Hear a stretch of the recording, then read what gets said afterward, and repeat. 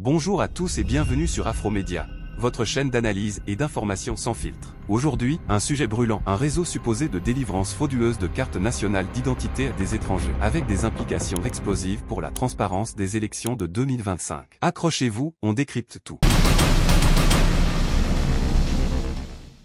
La fraude électorale, un fléau qui menace la démocratie. Mais quand des allégations pointent vers un système organisé de falsification d'identité, les enjeux deviennent encore plus graves. La fraude électorale, c'est toute violation des règles pour influencer un examen, bourrage dur, manipulation des listes, achat de vote. Un système démocratique sain limite ces fraudes à un niveau acceptable, même pour les perdants. Mais récemment, une accusation choc a émergé. Un réseau distribuait des cartes nationales d'identité à des non-nationaux pour leur permettre de voter illégalement. Si c'est vrai, cela pourrait nuire aux élections de 2025. Une élection repose sur 3 piliers, des listes fiables, un vote secret, un dépouillement transparent. Si un pilier est corrompu, tout vacille. Et c'est là que l'histoire des frauduleuses du CNI entre en jeu. Selon des dénonciations récentes, notamment au Cameroun, un réseau impliquant des responsables politiques et des fonctionnaires aurait facilité la délivrance massive de cartes d'identité à des personnes non éligibles. Maurice Kamto, chef de l'opposition, accuse un membre du parti au pouvoir de collaborer avec la Sûreté nationale pour produire des CNI en vue de la présidentielle de 2025. Ces cartes permettront à des non-citoyens ou à des électeurs fictifs de s'inscrire sur les listes électorales.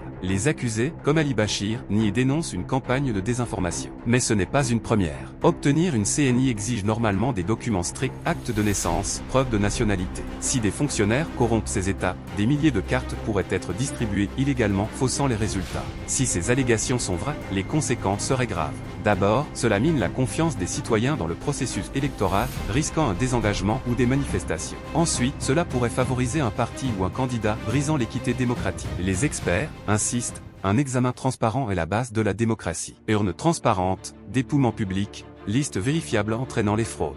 Mais si des électeurs fictifs sont dans le système, ces mesures arrivent trop tard. Certains proposent le vote électronique, mais sans trace papier vérifiable, il est difficile de garantir l'intégrité. Et prouver une fraude massive reste un casse-tête, car les fraudeurs couvrent leurs traces. Que faire? Renforcer les contrôles sur la CNI avec des audits indépendants et des sanctions sévères. Rendre les listes électorales publiques et vérifiables avant chaque examen. Et vous, citoyens, signalez les irrégularités dans vos bureaux de vote, exigez des comptes. N'oubliez pas de vous abonner, de liker nos vidéos pour plus de contenu. À très bientôt.